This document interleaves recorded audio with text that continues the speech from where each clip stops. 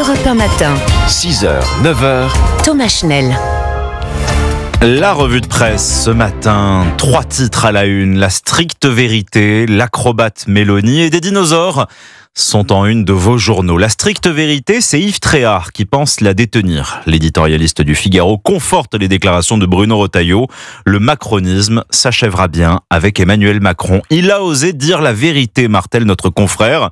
Il n'est pas le premier, certes, mais son ambition présidentielle en fait un parfait coupable, digne de l'échafaud pour la cour du roi outragé. Et Yves Tréhard de rappeler que c'est le président lui-même qui s'est tiré une balle dans le pied il y a 1 an avec la dissolution ratée de l'Assemblée nationale, ce à quoi il faut rajouter la dette abyssale, l'insécurité galopante, l'immigration incontrôlée, les services publics déglingués, la parole de la France défiée à l'étranger. Non, il n'est pas tendre avec le président et il incite même à méditer cette confidence du général de Gaulle.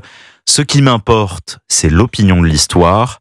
Ai-je été utile à mon pays ? Emmanuel Macron pourrait aussi s'inspirer du modèle italien. Oui, c'est l'autre leçon qui pourrait être tirée de notre voisine transalpine. Le Point félicite Giorgia Meloni, la chef du gouvernement italien à la tête d'une coalition de droite depuis 1000 jours, bientôt la plus grande longévité de l'histoire républicaine italienne, souligne l'hebdomadaire. Enquête sur un phénomène politique qui s'affiche en double page. À bord d'une Fiat 500 vintage décapotable, photo issue du G7 de Fasano en juin 2024. Depuis l'enfance de Giorgia Meloni dans les quartiers sud de Rome jusqu'à son avènement à la tête de l'Italie, elle est capable de faire une leçon de géographie à Donald Trump à grand renfort de cartes et d'expression du visage sans équivoque vis-à-vis du président américain. Très ferme sur l'immigration, elle fonce sans le soutien européen. Et son pays, ancien mauvais élève de l'Europe, eh bien désormais le PIB italien progresse de 6,3% des chiffres à faire pâlir la France. La capitale économique italienne, Milan, serait même devenue la destination discrète d'un exode massif pour les hommes et femmes d'affaires depuis le Brexit, nous raconte l'envoyée spéciale Béatrice Parino, page 50 du Point.